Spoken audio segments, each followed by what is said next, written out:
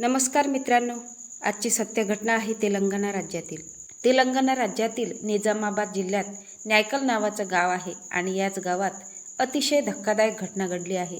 1 जुलै 2026 न्यायकल police स्टेशनमध्ये police अधिकारी आपापल्या कामात व्यस्त होते. तेवढ्यात एक म्हातारी महिला रडतच पोलीस स्टेशनमध्ये आली. अतिशय घाबरलेली होती. रडतच पोलिसांना म्हणाली, साहेब, माझा 35 वर्षाचा मुलगा, त्याचं नाव प्रशांत असं आहे, तो परदेशात खाडी देशामध्ये नोकरी करत होता. मात्र अचानक 30 जून 2026ला त्याचा मृत्यू झाला. माझा मुलगा परदेशातून गावाला परतला होता. मात्र याबद्दल मला माझ्या सुनेने काहीही सांगितलं नाही. माझ्या मुलाचं लग्न झालेलं आहे. आपल्या पत्नीला घेऊन वेगळा राहत होता. मला माझ्या सुनेवरच शंका आहे. माझ्या मुलाचा अचानक असा मृत्यू होऊ शकत नाही. माझ्या सुनेचे चालचलन ठीक नाही. नक्कीच तिने काहीतरी माझ्या मुलासोबत केलेलं आहे. तुम्ही कृपा करून माझी तक्रार नोंदवून घ्या. माझा मुलगा असं अचानक मरू शकत नाही. पोलिसांनी या घटनेला गांभीर्याने घेतलं आणि त्या महिलेची तक्रार नोंदवून घेतली आणि सुरू झाला पोलिसांचा तपास. सुरुवातीला आजूबाजूच्या लोकांना विचारपूस करायला सुरुवात केली. शेजारा पाजाऱ्यांकडून माहिती घेतली. पोलिसांना समजलं की प्रशांत हा खाडी देशात नोकरी करत होता आणि नुकतंच तो खाडी देशातून तेलंगणा राज्यात आपल्या गावी परतला होता. पुढे पोलिसांना अशी माहिती मिळाली की प्रशांतचे आपल्या पत्नीसोबत नेहमी वाद व्हायचे. प्रशांतची पत्नी संध्या ही एका प्रायव्हेट रुग्णालयामध्ये नर्सचं काम करत होती. आता पोलिसांच्या लक्षात आले की त्या म्हाताऱ्या महिलेने जे काही सांगितलेलं होतं ते अगदी खरं होतं. पोलिसांचा संशय आता संध्यावर बळावला. आता पोलिसांनी त्या दिशेने वेगाने चक्रे फिरवली. तपास करत असताना पोलिसांना महत्त्वाची माहिती मिळाली. प्रशांतची पत्नी संध्या, वय 32 वर्ष, हिचे 35 वर्षाच्या अनिल नावाच्या तरुणासोबत अफेअर सुरू होतं. दोघांचे अनैतिक संबंध होते. आता पोलिसांना पूर्णपणे खात्री पटली होती. प्रशांतची हत्या दुसरं तिसरं कोणी नसून पत्नीनेच केली आहे अशी शंका पोलिसांना आली. पोलिसांनी लगेच संध्या आणि तिचा प्रियकर अनिल आणि एक त्याचा साथीदार व्यंकटसाई यांना ताब्यात घेतलं. पोलीस ठाण्यामध्ये जेव्हा या तिघांचीही कसून चौकशी केली तेव्हा पोलीस देखील हैराण झाले. या तिन्ही आरोपींनी आपला गुन्हा कबूल केला आणि पोलिसांना सांगायला सुरुवात केली. नायकल गावामध्ये प्रशांत व त्याची पत्नी हे दोघे पती पत्नी वेगळे राहत होते. आजच्या तारखेला प्रशांतचं वय 35 वर्षाचं आहे आणि संध्याचं वय 30 वर्षाचं आहे. दोघांचंही लग्न काही वर्षापूर्वी झालेलं होतं. संध्या आणि प्रशांत सुशिक्षित होते. प्रशांतला खाडी देशामध्ये नोकरी लागली. आता प्रशांत हा परदेशामध्ये नोकरी करायला निघून गेला आणि पत्नी संध्या ही एक प्रायव्हेट रुग्णालयात नर्सचं काम करत होती. आता दोघेही पैसा कमवत होते, त्यामुळे घरात पैशाची कमी नव्हती. सगळं काही ठीकठाक सुरू होतं. सुरुवातीला दोघांचाही संसार आनंदात सुरू होता. मात्र जसजसे वर्ष उलटून जात होते तसतसे प्रकाशच्या संसाराला ग्रहण लागायला सुरुवात झाली. प्रकाश या परदेशात असल्यामुळे इकडे संध्या गावी एकटीच राहत होती. संध्याला पतीपासून शारीरिक सुख मिळत नव्हते. तिला एकटेपणा जाणवू लागला आणि शरीर सुखासाठी संध्याने बाहेर पुरुष बघायला सुरुवात केली.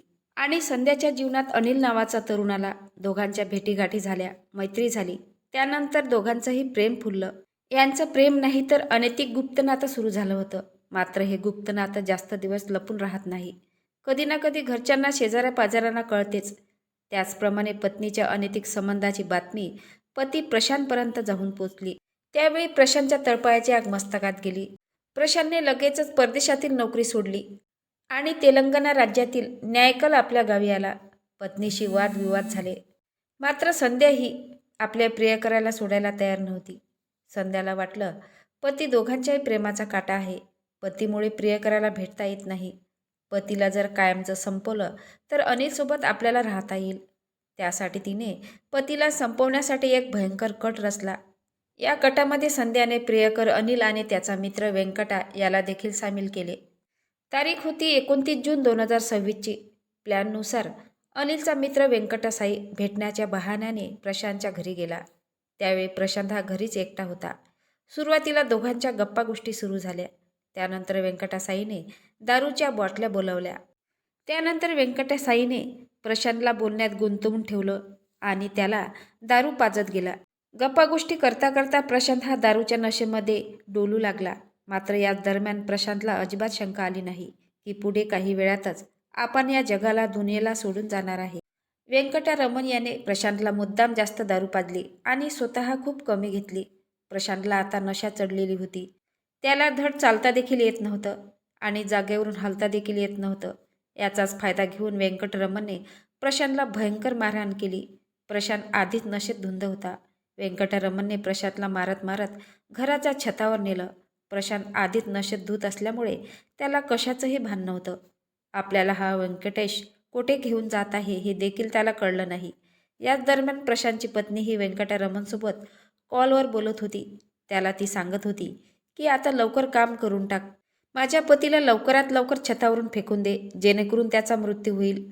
आता व्यंकटरमणने क्षणाचाही विलंब न करता प्रशांतला छतावरून खाली फेकले. प्रशांत खाली कोसळला. मात्र प्रशांतचा मृत्यू झाला नाही. त्याला गंभीररित्या दुखापत झाल्या होत्या. पत्नी संध्याला वाटलं छतावरून फेकल्यामुळे पतीचा जागेवरच मृत्यू होईल. मात्र प्रशांतचा त्या ठिकाणी मृत्यू झाला नाही. आता या तिघांना भीती वाटली. जर प्रशांतची नशा जर उतरली तर हा आपल्यावर संशय घेईल आणि आपल्या विरोधात पोलीस ठाण्यात जाईल. या भीतीपोटी नाईलाजाने व्यंकटरमण आणि त्याची पत्नी संध्या प्रशांतला सरकारी रुग्णालयात घेऊन गेले. त्या ठिकाणी थोडीफार उपचार घेतल्यानंतर तेथील डॉक्टरांनी प्रायव्हेट रुग्णालयात हलवायला सांगितले. त्यानंतर पत्नी संध्याने प्रशांतला प्रायव्हेट रुग्णालयात घेऊन गेली. त्या ठिकाणी थोडाफार उपचार केल्यानंतर काही तासातच संध्या आपल्या पतीला प्रशांतला घरी घेऊन गेली. कारण तिला पतीची हत्या करायची होती. काही झालं तरी तिला पतीला संपवायचंच होतं. संध्या आणि तिचा प्रियकर अनिल आणि त्याचा मित्र व्यंकटासाई या तिघांचा पहिला प्लॅन फसला होता. आता हे तिघी मिळून दुसरा प्लॅन करायला ठरवतात.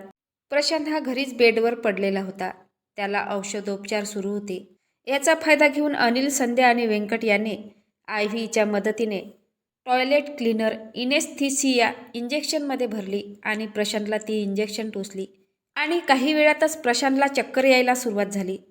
या दरम्यान या तिघांनीही प्रशांतला बेडवरून खाली पाडले आणि त्याच दरम्यान प्रशांतचा क्षणात मृत्यू झाला.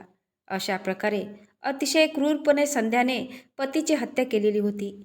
तिन्ही आरोपींनी गुन्ह्याची कबुली दिलेली आहे. पोलिसांनी तिघांनाही आता बेड्या ठोकल्या. मित्रांनो, एक सुशिक्षित आणि संपन्न कुटुंब होतं. केवळ वासनेमुळे या नर्स महिलेने आपल्या पतीची निर्दयीपणे हत्या केलेली आहे. सुखी संसार बर्बाद केला आणि तुरुंगात जाऊन बसली. माझा व्हिडिओचा सांगण्याचा एकच उद्देश आहे, अशा घटनापासून सावध राहा, सतर्क राहा. या घटनेबद्दल तुमचं मत काय आहे ते नक्की कमेंट बॉक्समध्ये सांगा. नवीन असाल तर चॅनलला सबस्क्राईब करा, लाईक करा. भेटूया पुढल्या व्हिडिओत. जय महाराष्ट्र.